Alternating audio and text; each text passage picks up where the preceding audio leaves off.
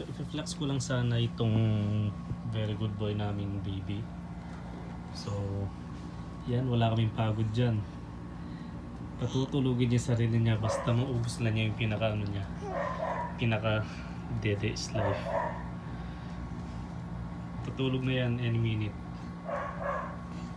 Pero syempre laro-laro muna. And then anytime matutulog na siya.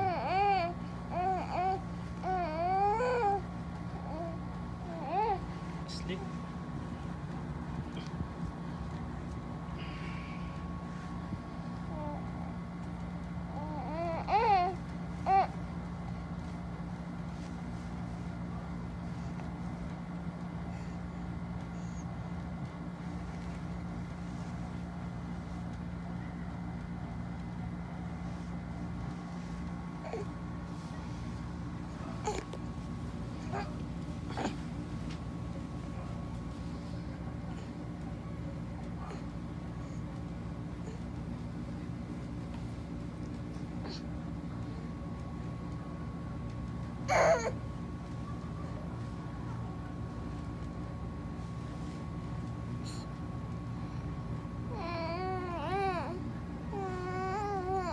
So dapat hindi nakatingin si daddy para hindi siya magising o para hindi siya magkipaglaro. Pero kapag hindi mo siya pinansin, siya mag-isa niya, tutulog na yan.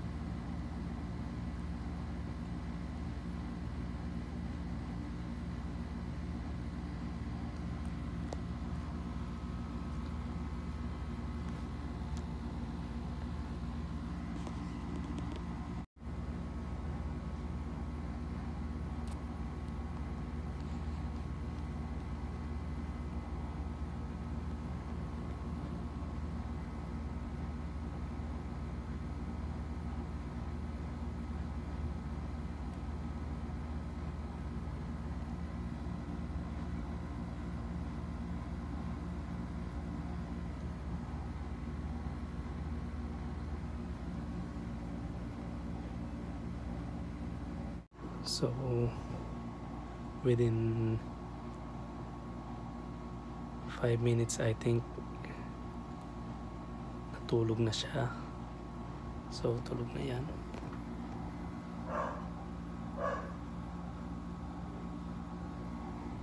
Tulog na siya. So ano ba yung mga tips para maging behave yung baby, para maging hindi iyakin? So ito lang yung mga tips ko sa inyo, sa mga new parents dyan, especially sa mga daddies. So ito yung gawin ninyo. Don't let your child cry for a long period of time. So okay yun kung umiyak yung baby ng mga ilang minutes, but siguro mga 3, maximum is 4 minutes or 5 minutes, but never let your child cry for a long period of time kasi it can affect their emotions and attitude as well. So yung pinaka crucial stage kasi ng emotional status ng baby is from the first month to third month of the infant. So doon dapat yung stages na hindi mo dapat pinapabaya ang umiiyak ng matagal ang bata, kasi it can build up kung pinapabayaan mo siyang umiyak ng matagal, so it can build up negative emotions doon sa bata. So dadalhin niya yon throughout his life. So until now, ako kasi personally as a father, so I never let my son or my children to cry for a long period of time, or sometimes kahit yung sinasabi kasi ng iba na ay wag mong sinasanay sa karga. Hindi totoo yun, guys, daddy and mommies. All I can say is, habang bata yung mga anak natin, give our best shot. So let them feel that they are secured, let them feel that they are loved, and let them feel that we are there always when they need it. Kaya wag maniwala na kapag kinakarga mo yung bata, masasanay siya sa karga. Yun talaga yung pinaka-purpose nun, kargahin ng mga bata, because they can't stand on their own. So you need to carry them. Iheli mo, sing lullabies, kasi pag sinanay mo yan sa karga, mararamdaman niya na mahal mo siya. Pero kapag sinanay mo yan na umiiyak, dadalhin niya yan at magiging iyakin ng bata. So kailangan huwag mo hayaang umiiyak yung bata. So paramdam mo sa kanya na mahal mo, secured siya, and that will make him or her, or will make the child nicer and kind. So ano mangyayari? Magiging tahimik, hindi iyakin, kasi yun nga sinasabi, pag sinanay mo sa karga, masasanay siya sa karga. Eh ano ngayon kung sasanay mo sa karga yung bata, bata yan kailangan niya ng touch.